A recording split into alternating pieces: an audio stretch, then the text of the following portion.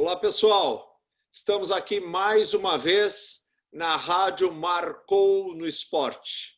Eu sou o Dr. Funchal e esse aqui é o meu podcast. Como sempre, eu tenho um convidado especial que vai trazer para nós um pouco da sua experiência de vida, que é sempre muito importante para nós, contando um pouco da vida do futebol, sobre, às vezes, os bastidores que a gente não tem tanta oportunidade de conhecer, e também falar um pouco do cotidiano de vidas de países diferentes. Nós vamos viajar um pouco, né? Já tivemos oportunidade de estar em vários locais do mundo, né? Como Japão, Coreia, já fomos até Singapura, Vietnã, Estados Unidos, outros países da Europa, como Finlândia, Alcatá, e hoje vamos estar na bela Suíça, né? País aí conhecido do relógio suíço, chocolate, Alpes, né? Esqui, Roger Federer e o futebol também, né? Então nós vamos ter a oportunidade de falar com o Gustavo Moino, né? Que tentou ser jogador de futebol, goleiro, mas viu outras expectativas e outras oportunidades, né? Além de jogar futebol, mas não desistiu do sonho de estar junto dos atletas, né? Hoje ele é treinador de goleiros, né? Fez educação física, tem 2 pós-graduações, uma em metodologia do treinamento e outra em ciências do futebol. Bom, acho que melhor do que eu falar dele, nada melhor do que o próprio Gustavo falar da sua formação. Gustavo, primeiramente, muito obrigado por essa oportunidade. Você está aí na Suíça, eu estou aqui no Brasil, nós estamos em diferentes fusos horários, sei que isso às vezes é um pouco difícil, então a gente já agradece a sua gentileza de nos receber nesse diferente fuso horário. Seja bem-vindo. Faz um favor, Gustavo, primeiro se apresenta um pouco aí para nós. Bom, obrigado pela introdução, doutor. Também agradeço o convite aí de poder dividir um pouquinho dessa experiência que eu estou tendo aqui na Suíça e também falar um pouquinho da minha trajetória, né? E quase toda criança nascida no Brasil tinha um sonho de ser jogador de futebol também. Tentei isso, busquei isso até o final da minha adolescência, até os 18, 19 anos. E me deparei com um dilema, né? De ter a oportunidade de seguir os estudos ou continuar, né, tentando a vida de ser jogador profissional. Naquele momento eu não tinha possibilidades, né?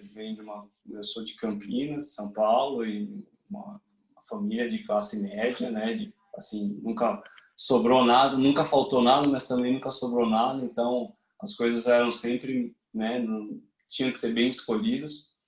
E eu tive a oportunidade de ter essa condição de estudo, mas para isso eu precisava custear meus custos, né? E o futebol, né? Não me oferecia. Exato, os estudos e até mesmo o meu dia a dia, né? Isso já tinha que ser pensado e o futebol não me oferecia isso naquele momento. Então, por muita contra-vontade, né? Não foi uma decisão fácil. Acho que para todo mundo que um dia deixou o futebol de lado, não é uma decisão fácil. E segui para os estudos. Então, até ali eu já sabia que eu queria trabalhar com treinamento esportivo, não sabia qual modalidade, não sabia aonde, mas gostei muito da vivência competitiva, né, do treinamento esportivo. Então, busquei fazer educação física. Na caminhada, durante a trajetória aí da graduação, eu tive oportunidade de fazer estágios, alguns estágios, comecei a trabalhar em escolinha de futebol e tudo mais. E mesmo às vezes não querendo voltar para o futebol, foram as melhores oportunidades, né? Isso parece que atrai, né? São coisas magnéticas. E não foi difícil escolher. O futebol é contagiante, né? A gente exato. tem que saber que o futebol é contagiante. Aqui no Brasil, a gente gosta muito de futebol, mas esse é um esporte contagiante mesmo. E conecta as pessoas, né? É impressionante como o futebol consegue conectar as pessoas. Jogar futebol me ajudou muito a vir para a Suíça. No começo, quando você não conhece ninguém e tal, a primeira coisa que eu fui fazer é arrumar um lugar para jogar futebol. E você conhece as pessoas assim, né? No ambiente de empresa, acho que isso acontece bastante. Enfim, mas voltando ao assunto, eu consegui, então eu segui os estudos e voltei à área do treinamento de futebol, né? No final da graduação, eu tive minha primeira oportunidade. Na carreira, mas não foi como treinador, né? Foi no Paulista de Jundiaí, né? O Paulista de Jundiaí tinha acabado de ser campeão da Copa do Brasil naquela época e está precisando de um secretário das categorias de base. Então, é a pessoa que cuida da organização, da logística, chama ônibus, ambulância e tudo mais, né? Certo. Eu falei, naquela época era difícil também ter profissão no futebol, né? E eu fui, morava em Campinas, não é muito longe de Jundiaí. E eu fui. Desde aquela época comecei a trabalhar e também comecei a falar do que eu gostaria, né? Eu já era formado em educação física e fui conhecendo pessoas, muita gente interessante, muita gente boa eu conheci lá no Paulista de Jundiaí, e me ajudou muito no início de carreira, de refletir minha própria prática, de refletir, né, aquilo que eu poderia construir para mim no começo da carreira. E depois de 1 ano e meio, eles entenderam essa minha vontade e me deram a oportunidade. Então, comecei como treinador de goleiros. Também não era o que eu queria, mas foi o mais fácil que apareceu ali. Foi a melhor oportunidade. Então, Gustavo, deixa eu aproveitar um pouco para fazer um gancho com você. Eu trabalho no futebol já há 22 anos, né, como médico, né? Como você também gostava muito de futebol, mas o futebol me largou, né? Então, aí eu tive que ir para a medicina, né? Então, assim, como muitos de nós, como você mesmo falou na sua introdução, temos o futebol como um esporte, né, uma paixão. Muitos querem ser atletas, poucos são. Mas, na verdade, na questão do treinamento, e principalmente do goleiro, o que a gente verifica, que eu verifico na minha vivência, é que o treinador de goleiros, muitas vezes, ele não é um indivíduo formado como você. Por exemplo, um indivíduo que vem da área da educação física, que acaba fazendo pós-graduação em treinamento, né, em ciências do futebol, como é as suas 2 áreas de pós-graduação, para começar a ensinar essa prática ao goleiro. Você acha que isso é importante ou não? Eu tive a oportunidade de conversar até com um amigo seu, né, que é o Valdir, né? E o Valdir, na verdade, também tem uma história parecida com a sua, até ele é de Jundiaí, né? Jundiaense, você é campineiro, né? 2 cidades, aliás, belíssimas, né? Conheço muito bem as 2 cidades muito boas, que na verdade faz sol o tempo todo, né? Quem não conhece devia conhecer essa região, que é uma região tão bonita do estado de São Paulo, faz tanto sol, né? E é uma cidade, são cidades maravilhosas mesmo. Mas voltando à questão do treinamento, o que você acha nesse sentido? Falta essa formação para o treinador de goleiros? Na época, né? Isso há quase 15 anos atrás, realmente era raro. Mas eu não fiz isso pensando em ser treinador de goleiro. Eu fiz isso tentando minha carreira, enfim. Não fui, na época era muito mais viável ser treinador de goleiro sendo ex-atleta, né? Porque o mercado funcionava assim naquela época. Mas eu já peguei uma mudança na educação física de conciliar informações e desenvolvimento de trabalho para o desempenho esportivo, em geral, em todas as modalidades. Então, isso casou também com a minha formação. Mas eu sempre digo, competência não tem licença. Então, assim, acho que por qualquer que seja o caminho que a pessoa trace, seja de uma maneira formal ou informal, acho que o conhecimento próprio, a experiência de vida, toda a bagagem que você leva por trás, tudo isso ajuda muito na formação do profissional. Porque primeiro é a pessoa, o profissional em si. O profissional, a bagagem, o conhecimento técnico, ele vem ali como suporte disso tudo, né? Então, acho que é importante hoje, nos dias de hoje, é muito mais comum, é muito mais natural ver profissionais de educação física em todas as áreas do treinamento no futebol, inclusive treinador de goleiro e todas as outras funções. Hoje é mais comum, é uma exigência que o mercado criou, o mercado tem, né, evoluído cada vez mais. E vejo sim, mas vejo principalmente a vontade do profissional em se especializar, em se tornar cada vez melhor, seja ele por um nível que for. Hoje na internet, e a pandemia também acho que ajudou muito isso, né, do compartilhamento de conhecimentos e informações, hoje está tudo disponível pela internet, né? Então, acho que o Valdir é um caso desse, é um cara extremamente curioso, e investigador na sua prática. Acho que ele não teve a oportunidade de terminar os estudos pelas oportunidades que a vida foi oferecendo, mas nunca deixou de estudar, né?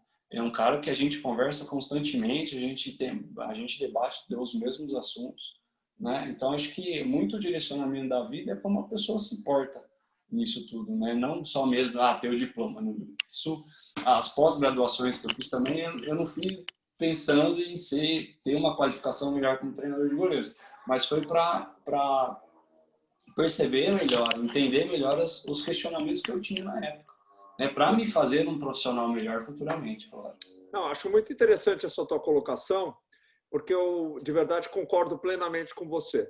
A parte técnica do conhecimento que você consegue no banco da escola, né, no banco da universidade ou da faculdade, ela logicamente serve como sempre uma base, né, para você poder chegar em algum ponto. Mas não há dúvida nenhuma que o complemento da parte prática é fundamental. Por isso que, de verdade, você acaba tendo muitos profissionais que vêm da prática e se transformam nos preparadores de goleiro. Mas eu acho interessantíssimo. Eu acho que hoje o goleiro, o preparador de goleiros, eu tenho visto bastante cursos que vocês acabam fazendo, né? Vocês acabam praticando, trocando muita informação. Outro dia mesmo eu tive a oportunidade de entrar num desses cursos aí da CBF, onde teve participação de goleiros, né? Goleiro até que já teve aqui no Avaí Futebol Clube, onde eu sou médico, né? Que é o goleiro lá do Bahia. Me fugiu o nome dele agora, o alemão lá, esqueci. Mas é Gustavo, né? Douglas. Obrigado. Gustavo é você. Obrigado. Eu estou um pouco velho, né? Estou esclerosado. Douglas, goleiro sensacional, figura maravilhosa, sensacional goleiro. Aqui jogou muito mesmo, né? Com certeza vai ter uma carreira muito promissora. Mas eu acho bastante interessante porque são valências tão específicas que o goleiro tem, bem diferentes das dos jogadores de linha, né? E fala um pouquinho, né? Você está falando dessa tua formação, mas fala um pouquinho. Você tem uma experiência muito grande, você participou de muitos clubes nas questões de categorias de base, né? Corinthians, Coritiba, Seleção Brasileira, né? Conta um pouco para nós aí dessa tua formação aí, que te levou a chegar até aí, né?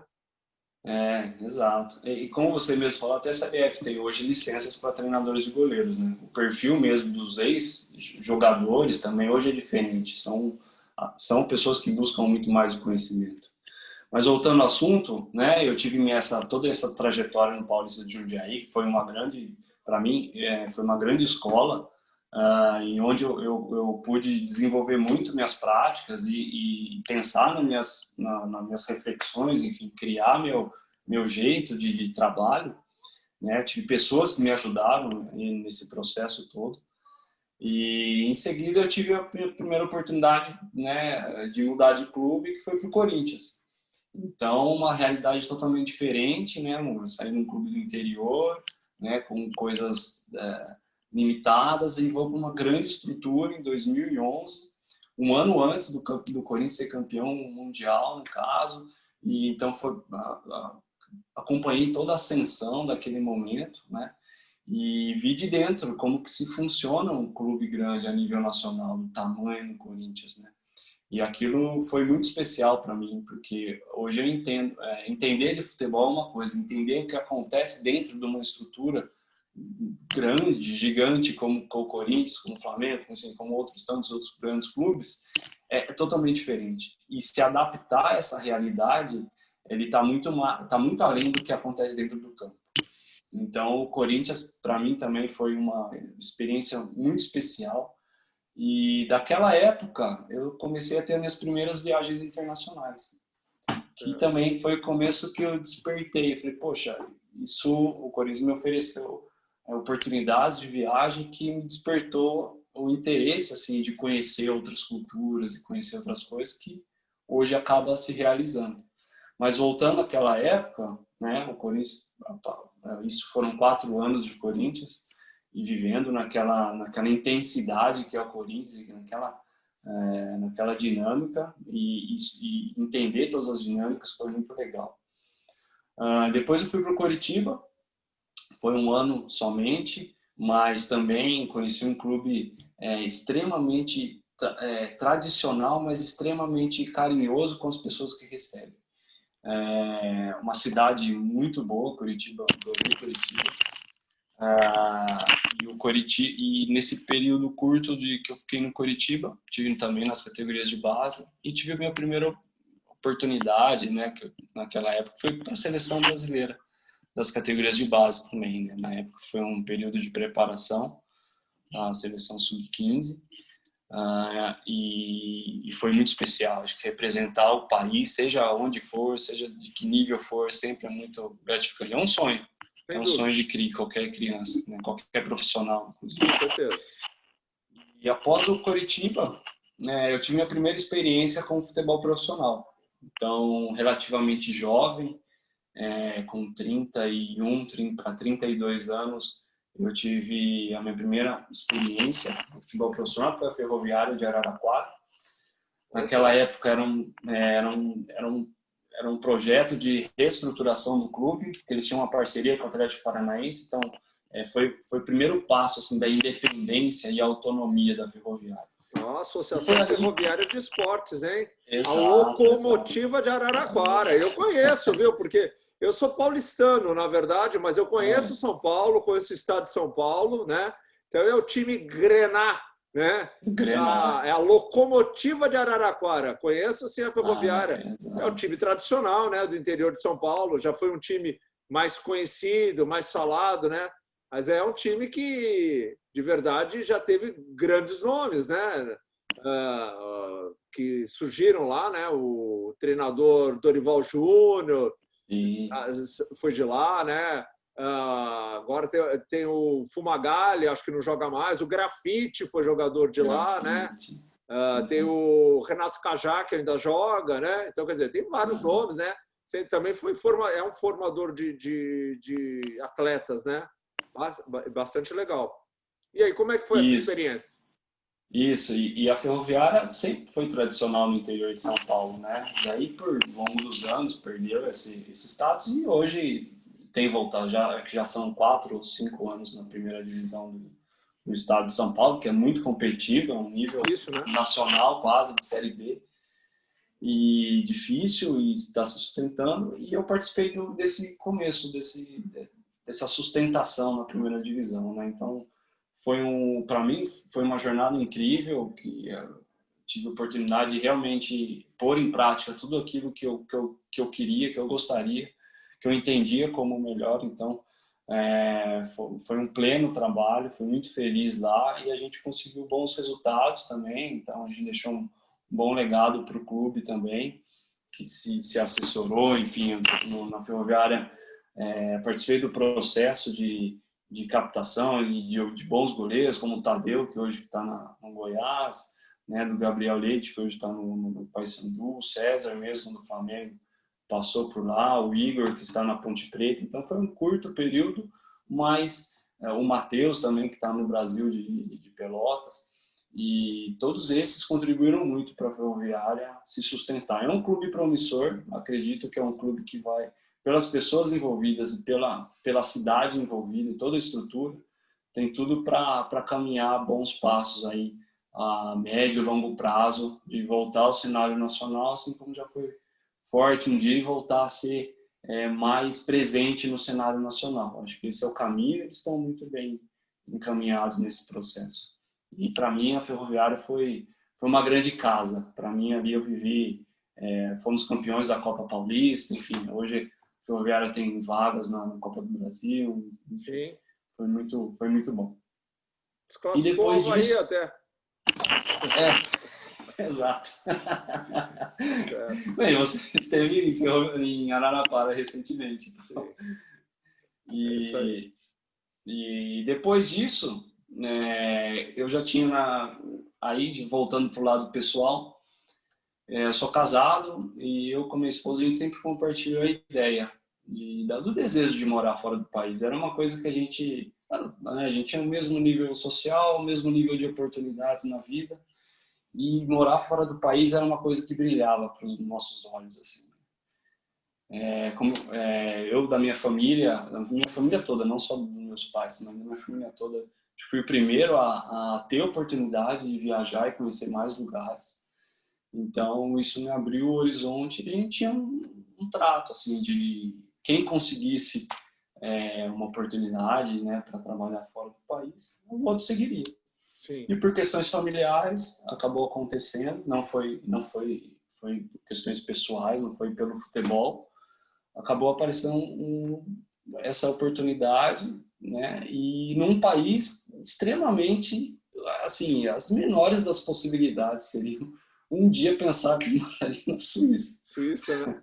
Suíça, exato. Então, assim, foi um grande privilégio, foi uma oportunidade indescritível na nossa vida.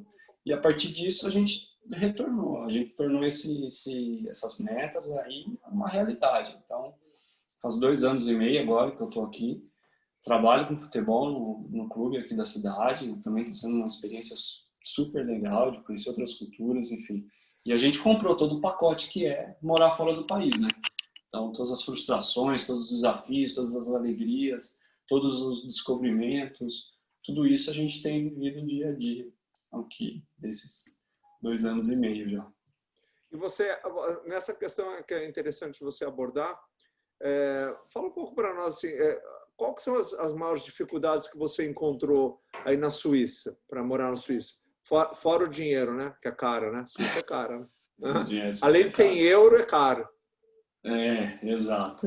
É caro. O custo de vida é alto também. Então, assim, no começo, de verdade, é férias, né? Uhum. No começo você, né, tá visitando, tá conhecendo, tudo é legal, tudo é bonito. Mas depois de um tempo você começa a perceber, né? Para mim, o principal, para quem não conhece, a Suíça é 6 vezes menor que o estado de São Paulo e tem 4 línguas idiomas. oficiais. Uhum. Você fala Então, qual deles? Italiano? Você fala italiano, alemão, suíço ou francês, né? O outro, né? O francês é outro. E tem o quarto, no caso, é um dialeto deles aqui. Chama romanche, mas é um negócio das montanhas só. E o inglês, né, que fala. Eu falo aqui eu moro numa região que a maior parte da Suíça territorial é a região alemã, então que fala alemão. Então eu falo alemão e também falo italiano, que é mais fácil de português, então aprendi italiano também. Só que para mim no começo foi um grande impacto isso, porque você olha aqui, você escuta a rádio, metade da informação é em alemão, metade é em francês, porque eu moro a 15 minutos numa cidade do limite da região que fala francês. Então, essa questão, essa dinâmica de línguas para a gente no Brasil, eu, por exemplo, no Brasil sempre estudei inglês, mas de verdade nunca precisei de inglês. Uhum. Você sempre atualiza tudo. E aí eu cheguei aqui numa realidade que eu estava desenvolvendo aqui e tal. Mas moro numa cidade pequena, não é uma cidade grande. A cidade tem 12 mil habitantes. Então Como é que não chama a cidade que você mora? Chama Solothurn. Solothurn. Que é E o também time que você trabalha, né? O UFC Solothurn. Exato. E não é todo mundo que fala inglês também, né? Então, para mim no começo É foi verdade? difícil. Não, pensei que eu achei Não. é uma novidade para mim até. Não, eles falam. Eu pensei que assim, se eu chegasse aí falando inglês eu ia arrasar. Então não. Não é todo mundo que fala, né? É uma cidade pequena. Então, eles falam, inclusive o dialeto deles, não é o alemão da Alemanha, é um alemão variado aqui. É um dialeto deles que é uma mistura do alemão com o dialeto deles. Então, já tem uma outra coisa, né? Então, eu já não sabia muito inglês. Eu estava desenvolvendo, nunca morei fora. Estava descobrindo o alemão. E não era o alemão da Alemanha, é um alemão que eles aprendem daqui, né? Sim. E foi um grande impacto para mim. Essa foi a primeira grande dificuldade. Mas o demais, temperatura, alimento, isso foi o de menos. Acho que isso a gente se adapta rápido. E eu me adaptei rápido, pelo menos. E a Até questão porque que você falta quer, mesmo né? Isso eu acho que é uma é, coisa muito importante na questão da adaptação, né? Que é a questão da vontade de você se adaptar. Porque não há dúvida nenhuma que você pode sair aqui do Brasil para ir qualquer país, você vai ter que ter diferenças de língua, de costumes, até de cumprimentos, né? De relação humana, né? Alimentação sem dúvida nenhuma, né? Hábitos naturais das regiões, né? Como você falou mesmo, assim, mesmo uma língua com uma certa diferença, mas tudo isso pode ser superado com facilidade desde que você esteja aberto, né, para essa oportunidade, né? Então eu até te parabenizo, porque eu acho que isso é super importante. Eu acho que você está vivendo uma situação de enriquecimento cultural e profissional e pessoal sem valores, né?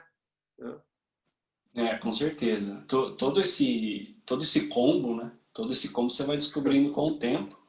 É língua, é experiências, enfim, é funcionamento de outras coisas, é relação com as pessoas, é profissão diferente, outra comunicação. Então, tudo isso, assim, nesses 2 anos e meio, não sei, cada mês é uma experiência diferente. Parece que o tempo que eu estou aqui é muito maior do que realmente é. Porque são tantas experiências, são tantas coisas que você vê de diferente, de novo, que você tem que descobrir e adaptar, que não dá muito tempo para você se lamentar, para você, Sim. né, que às vezes acontece, tá? Pô, saudade do Brasil, saudade das pessoas do Brasil, que bate mesmo, mas a rotina do dia a dia te engole, assim, essas experiências, a maneira E como você você tem tem que se filhos, lidar. Gustavo? Você tem filhos? Não, ainda não, Ainda ainda não. não, não temos. E Então, você esquia ou não? olha, já tive a oportunidade, esse negócio de deslizar, eu sou ruim de equilíbrio, então eu fiz minha esposa rir bastante. Não, é Mas legal, é é bacana. divertido, São é esportes divertido. diferentes, né? É uma É, vivência completamente diferente, né? é, Pessoal, a gente está tendo um prazer imenso. A gente está falando com o Gustavo Moino, que é preparador de goleiros lá na Suíça. Esse aqui é o nosso programa Marcou no Esporte. Esse é o nosso podcast. Eu sou o Dr. Funchal. É fantástico a gente conseguir conversar com pessoas como ele, que mostram, na verdade, no dia a dia, as diferenças, as interações pessoais. Eu acho que é rico para todos nós vermos que é importante. E, da mesma forma que a gente já teve a oportunidade em outras entrevistas, a gente vê como nós, aqui no Brasil, nós precisamos, na verdade, nos abrir a isso, né? Então, a vivência que o Gustavo está tendo, eu acho que ela é fantástica, mostrando que você tem que estar aberto às novas vivências. E eu acho, né, Gustavo, que, por exemplo, na Europa, que tem vários países com várias línguas, por exemplo, a própria Suíça, onde você mora, que faz fronteira, é fronteiriça com países de línguas bem diferentes, mostra a necessidade de uma interação social muito maior, né? O conhecimento que hoje você está tendo de línguas, com certeza absoluta, vai te abrir muitas oportunidades até na própria Europa, né? com certeza. Isso é parte fundamental dele. Assim, qualquer pessoa daqui, né, que é criada aqui, nascida aqui, eles têm relação com outros idiomas desde pequenos. Então, também a mistura de pais, por exemplo, é muito difícil ter dois suíços casados. Então, geralmente são nacionalidades, os pais já são de nacionalidades diferentes. Então, qualquer pessoa que se encontra na rua que fala pelo menos 4 idiomas. O que pra gente é quase, para mim, pelo menos, era um absurdo, assim, absurdo de grandeza, né? Falei, pô, fala 4 idiomas, para mim, no Brasil, pra gente, isso é meio, não é necessário, você não tem a necessidade de falar 4 idiomas, porque você Sim, anda 2 dias de carro, você continua falando falando a português, mesma né? língua. Perfeito. Aqui não, aqui eles estão, então eles têm acesso a essa diversidade de línguas muito cedo e sempre, né? Então, qualquer pessoa consegue falar 3, 4, 5 idiomas. O atendimento, qualquer atendimento de restaurante, hotel, já é feito em 4, 5 idiomas também. Então, você entende que funciona assim. Então, independente do nível social, independente do nível profissional da pessoa, não é porque ela fala mais língua que ela é mais inteligente. Entendi. Na verdade, esse é o pré-requisito. Né? É o pré-requisito, exato, é o mínimo que eles já precisam. Vem de fábrica, sabe? Isso aí, né? Já vem de fábrica e a gente sai perdendo um pouquinho nisso. Então, principalmente para quem quer trabalhar com futebol e quer, né, fazer carreira no exterior e principalmente na Europa, que hoje é um mercado que absorve poucos brasileiros, mas hoje eu vejo muito por causa disso, muito por causa dessa barreira de idioma. E futebol é muito região, né? Então, você leva os valores da sua região no futebol. Um clube leva os valores da região. Então, se relacionar com as tradições do lugar, se comunicar na mesma língua, né? Ter uma acessibilidade de comunicação, isso no começo no trabalho foi fundamental, entender rápido, né? Então, não só as línguas, mas toda essa interação da cultura, se adaptar o mais rápido possível. Acho que dá muitas vantagens aí para quem busca isso. Mas não tem dúvida nenhuma. E Gustavo, assim, focando agora num assunto diferente, né? A gente já teve a oportunidade de ver. Primeiro eu vou te parabenizar aí pela toda a tua desenvoltura, viu? E ter certeza absoluta que todo esse sacrifício que você está fazendo, você e a tua esposa, né? Que você não está fazendo sozinho, porque vocês estão os dois vivenciando essa aventura. Isso aí vai ser muito rico para vocês no futuro. Você vai ter certeza absoluta, você já está tendo, mas você vai ter certeza absoluta que você deu um passo muito certo, né? Não só pelas línguas diferentes que você está aprendendo, mas as oportunidades de vida que a Europa nos traz.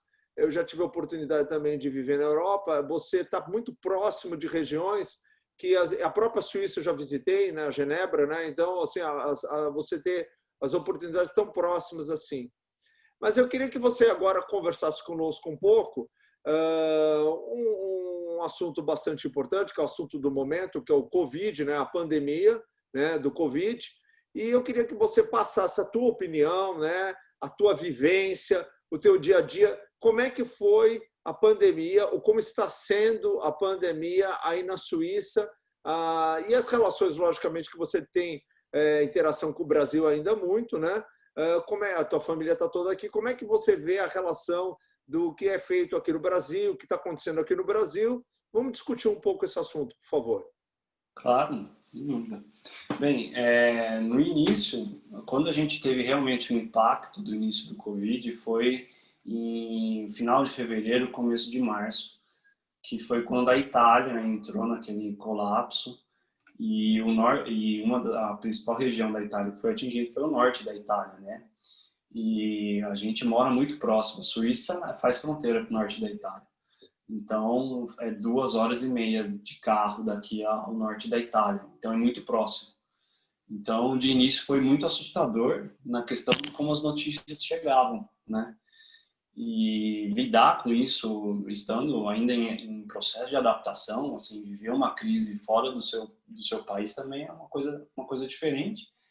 E no início foi muito emergencial. Então, assim, fui no mercado, as coisas estavam vazias, as pessoas estocando alimento em casa, aquela coisa toda. E eu falei, nossa, e agora? O que pode acontecer com isso? Fechar tudo, não sei, né?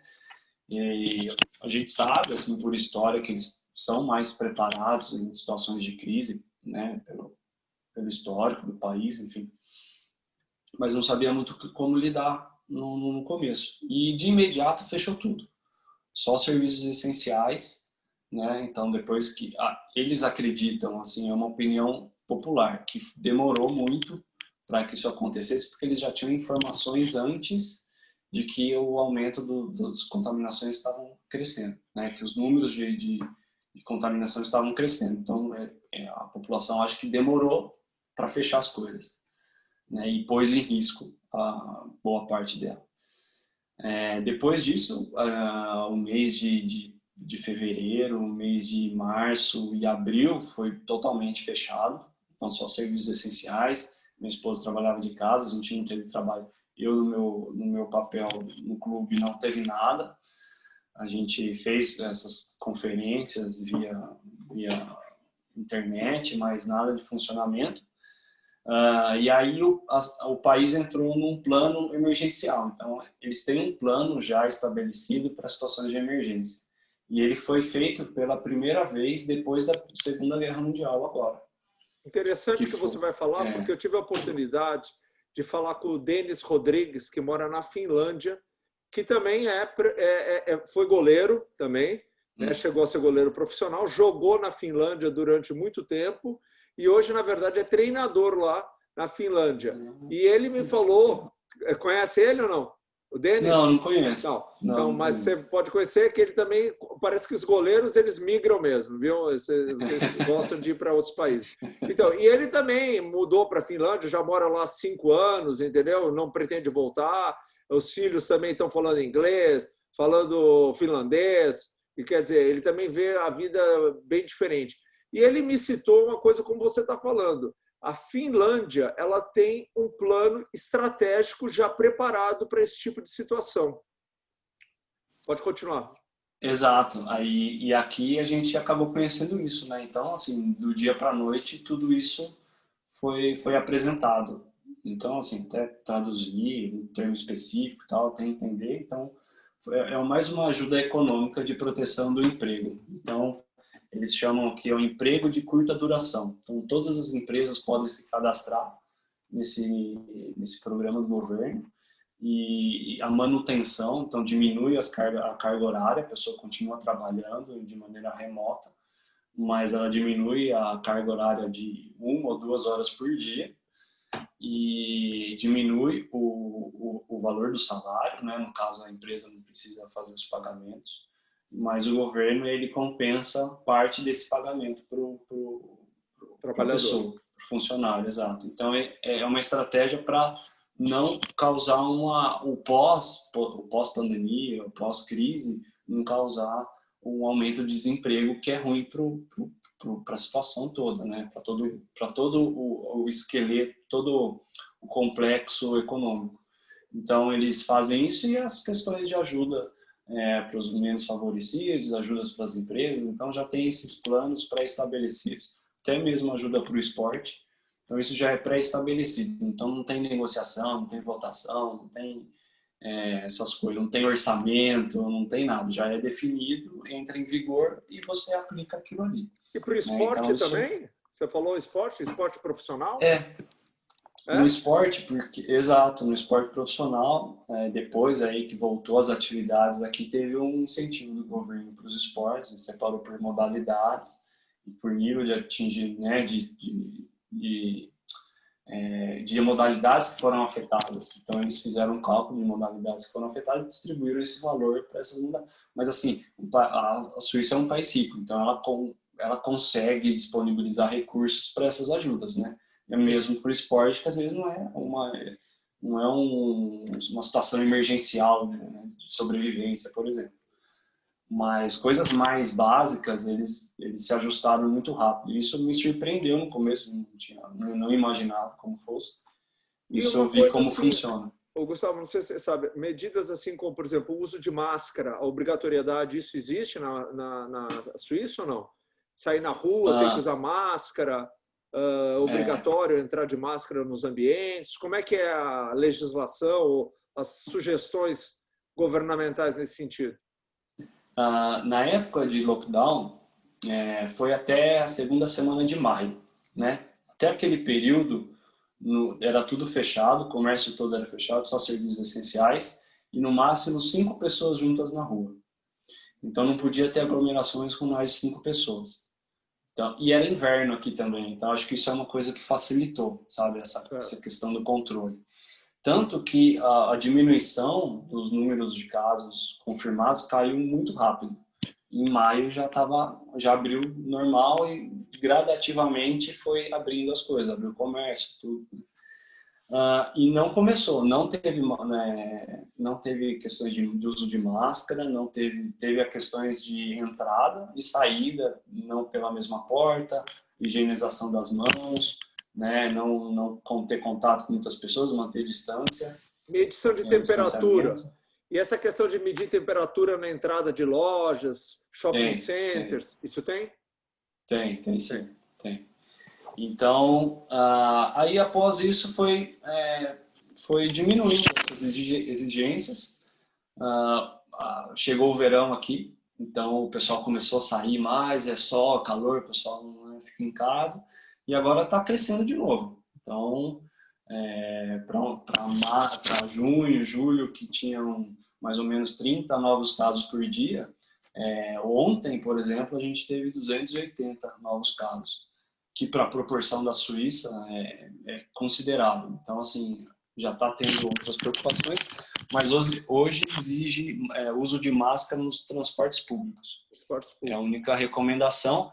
E essa semana teve o primeiro caso de contaminação em equipes esportivas. Né? A gente começou o campeonato semana passada e é invariável, né? Então, teve uma equipe, que é inclusive aqui próximo, teve 4 membros com corona confirmados e agora está um pouco mais exigente. Então, a gente, sim, agora nas dependências do clube tem que usar máscara, não pode tomar banho no lugar, não pode trocar de roupa, tem que voltar e ir rápido para casa, e as equipes não podem se encontrar. Como são várias equipes, né, de base e a equipe principal, eles não podem entrar na estrutura ao mesmo tempo. Então, eles têm que estar em pontos diferentes. E testagem? Se fala muito disso, até de forma mundial, assim, a realização de testagens. Foram feitos isso na Suíça? Como é que foi a experiência da Suíça e dos próprios clubes? Aqui no Brasil está tendo agora uma obrigatoriedade. Você sabe que nosso campeonato também começou aqui, o brasileiro, né? E está tendo uma obrigatoriedade de testagem a cada jogo. Como é que é isso aí na Europa? Na Europa não, na Suíça, né? Na Europa, se você tiver também essa informação, mas como é que está sendo aí na Suíça? Bem, na Europa não consigo dizer em totalidade, mas eu sei que aqui na Suíça e parte da Itália e da Alemanha, principalmente as principais ligas, estão fazendo de maneira similar. Então, muitas testagens, então eles estão fazendo uma referência com o que eles chamam de bolha. Então, ficam todos os funcionários, todos os atletas isolados num hotel, enfim, e seguem as normas ali dessa condição.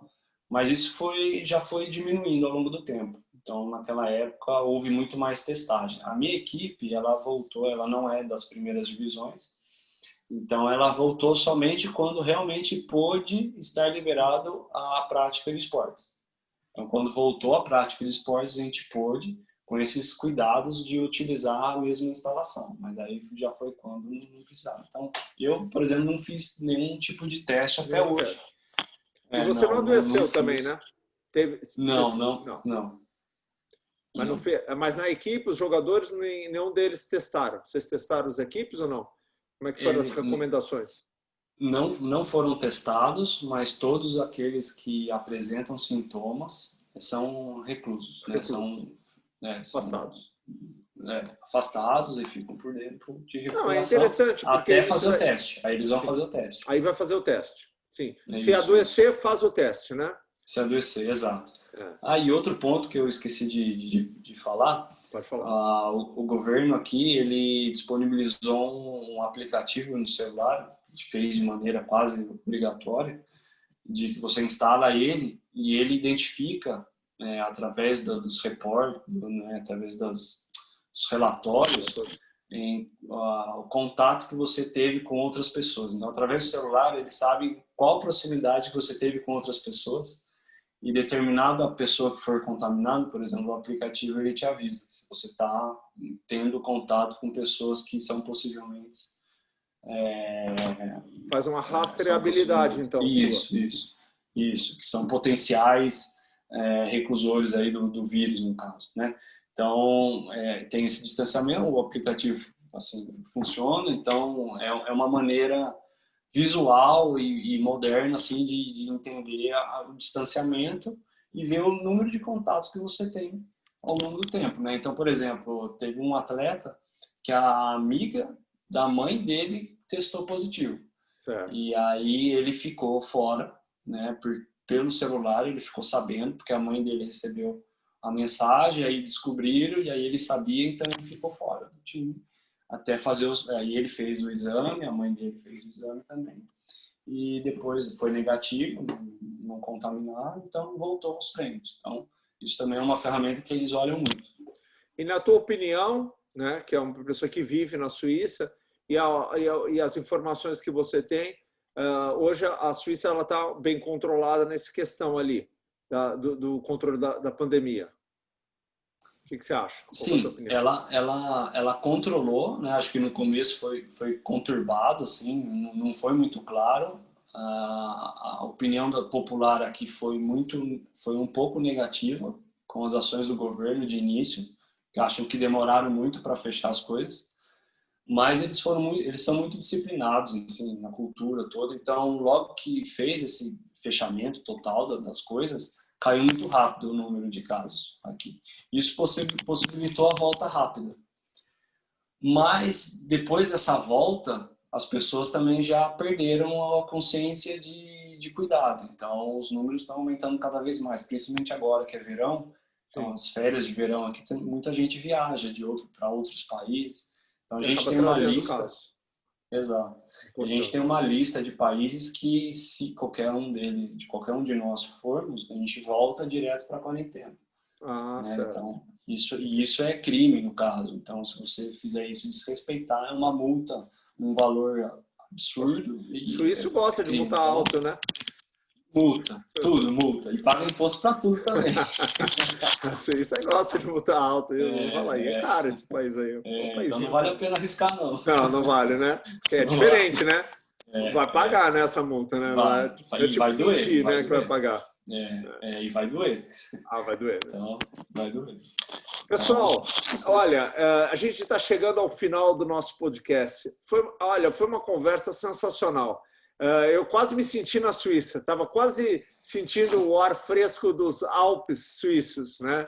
Comendo chocolate suíço, né? Que Gustavo aí tem a oportunidade de comer todos os dias, né? Gustavo, eu acho que assim, aproveita a oportunidade, manda um abraço aqui para a tua família e manda uma mensagem aqui para nós do Brasil, né? Com relação à pandemia, ao controle que você está tendo, né? Então vamos aproveitar esse final do nosso podcast para a gente passar aí uma mensagem para todo mundo. Claro, queria agradecer mais uma vez a oportunidade, queria mandar um abraço também, um beijo para todos os meus familiares que estão aí, a saudade bate, a saudade e as notícias aí de acompanhar, isso pesa, principalmente nesse momento de crise, então você tem que cuidar dos pais, tem que cuidar dos avós de longe. Eu tive um caso, eu tenho 2 avós, um de 93 e minha avó de 91 anos, e eles pegaram coronavírus, né? Eles pegaram, e minha avó, assim, foi muito forte, ela tem as consequências, enfim, mas ela foi muito forte nesse aspecto e recuperou. Acho que, poxa, é uma vitória imensa, né? Mas infelizmente meu avô não conseguiu. Ele acabou falecendo nesse período. Então, acho que solidariedade à minha família também. Meus pêsames. Estado presente. Mas um abraço a todos também que passam por momentos, assim, então continuam cuidando dos meus tios, dos meus pais, né, principalmente, também já tem a idade de risco. Então, mandar um abraço e um beijo para eles aí, todo o carinho que eu tenho por eles. E a mensagem que eu tenho a dizer é que para o brasileiro em si, é que o brasileiro também é especial. O brasileiro tem, às vezes a gente não sabe o valor das nossas qualidades, né? E hoje eu tenho a oportunidade de ver o Brasil de fora. E eu aprendi muito sobre o Brasil vendo o Brasil de fora também. E saber hoje identificar as qualidades que o brasileiro tem. A qualidade de inteligência, né? O brasileiro é muito inteligente, muito trabalhador na questão de se adaptar aos seus desafios. O que eu vejo de profissionais, de colegas de profissão se adaptando muito bem à realidade, às novas dinâmicas. Lógico que isso não é agradável, né? Não é confortante, mas fazendo isso muito bem, né? E gerando novas oportunidades, o brasileiro gera, é uma máquina de gerar oportunidades. O brasileiro enxerga oportunidades em tudo. E essa maneira como que a gente se comunica, a nossa cultura é muito privilegiada também em cima disso, né? Então, também observar esses valores e saber que hoje a gente passa por uma crise, sim, mas que com certeza pode abrir muitas novas possibilidades de crescimento, desde que a pessoa acredita que ela possa, desde que ela acredita que ela possa atingir um nível melhor e ser o seu melhor a cada dia. Acho que independente das dificuldades que você tem hoje, independente o que você tem, o que você perdeu, o que eu tenho hoje. Viver o hoje é saber o melhor que você pode fazer hoje. Com certeza, sem pensar no passado, no futuro, mas viver o hoje da melhor maneira, acho que o que é a mensagem que eu queria deixar, e que talvez esse valor de ser brasileiro tem muito em relação a isso. E de ter aprendido isso com o brasileiro também me ajudou muito a entender as coisas aqui e me adaptar bem aqui também. Olha, Gustavo, eu só posso dizer muito obrigado pela tua participação, pela tua entrevista. Ela foi uma entrevista muito rica, principalmente porque você é um jovem, muito espontâneo, né? E eu vejo que realmente você tem tudo isso que você fala, você vivencia mesmo. E a experiência de vida que você está tendo, ela é muito satisfatória. Uma das questões de eu fazer esse podcast, ela na verdade é dar oportunidade de pessoas como você, como o Valdir, como tantos outros, como o próprio Rodrigues lá da Finlândia, de falar da experiência deles de vida, né? Do Denis lá da Finlândia, de falar da experiência de vida, de falar que eles venceram, entendeu? Que na verdade eles saíram do Brasil, venceram, mostraram que na verdade o brasileiro tem muita qualidade em vários aspectos. É uma questão de você querer.